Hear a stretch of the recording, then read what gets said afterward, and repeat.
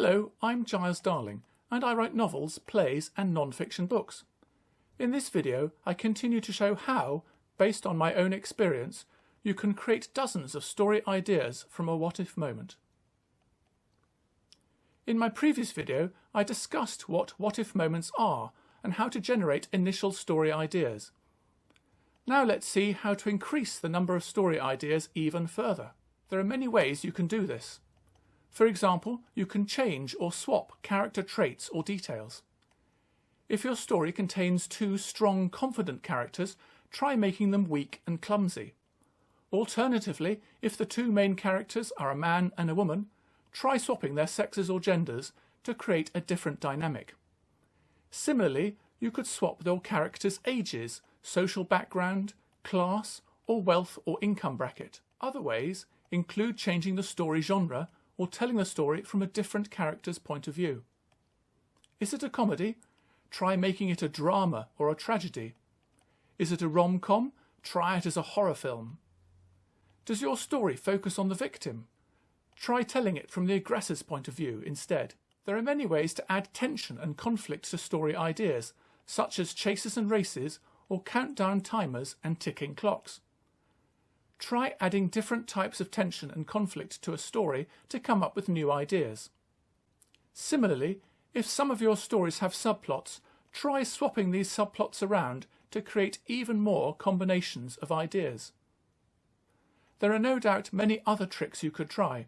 Do you have any suggestions? Please feel free to add them to this video's comments. I might go on to use them myself. Once you have amassed a wide range of story ideas, you can start to sort them and decide which ones you want to develop further. There are many criteria you can use. For example, try ranking them by which story ideas interest you the most. You're potentially going to spend months, if not years, working on the story, turning it into a novel or a screenplay. This process will be much easier for you if you find the story interesting from the start.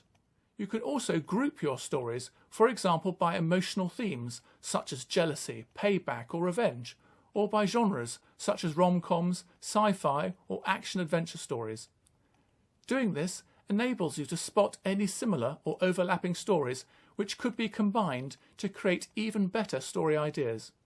Finally, consider how much research each individual story idea will require and how topical each story idea is. For example, will people want to read it? Depending on your timescale, you might wish to concentrate on story ideas that require less time-consuming research. Also, your story idea might appear topical right now, but by the time you've finished writing it and getting it published, will it still be topical, or will it have become yesterday's news? The number of story ideas you have left at this stage is up to you. I would suggest just a handful. Make sure you keep a record of all the ideas, even the ones that you've discarded. Don't forget them, for they could prompt you to come up with new ideas when you have new what-if moments in the future. Do you use other criteria to sort and group story ideas? If so, please feel free to add them to this video's comments. It's always useful to learn what other people do.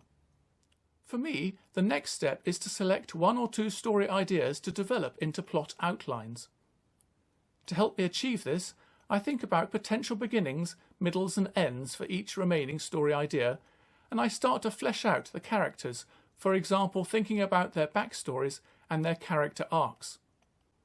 However, don't tie yourself down with too many details, leave yourself with some options. For example, the ending often dictates whether your story is a comedy, a drama or a tragedy. So include a range of potential endings. You can always choose your favourite later. At this stage, each story idea fills one or two sides of a single sheet of paper, depending on how enthusiastic I am about it. The final step is to put the story ideas to one side for a while and work on some other project. This allows your subconscious mind to work on the story ideas, raising issues and seeking solutions. By all means, write down the issues and solutions when you think about them, for example in a list. But don't start updating the details of your story ideas just yet. After a couple of weeks or a month or so, how long will depend on what suits you best, take a new look at your story ideas. Hopefully, you will see them with fresh eyes and be able to implement the improvements that you've noted down and create even better story ideas that you can then turn into a novel or a screenplay. Thank you for watching this video. Do you have any further tips for how to create multiple story ideas from a what-if moment? If so, please feel free to leave your comments below. If I get many tips, I might even make an additional follow-up video. Please also check out the rest of my YouTube channel, especially where I show examples of story ideas derived from what-if moments, and where I discuss the various books that I've written.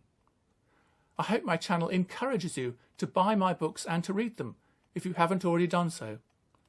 Finally, please feel free to like and subscribe this video and my YouTube channel. Cheerio!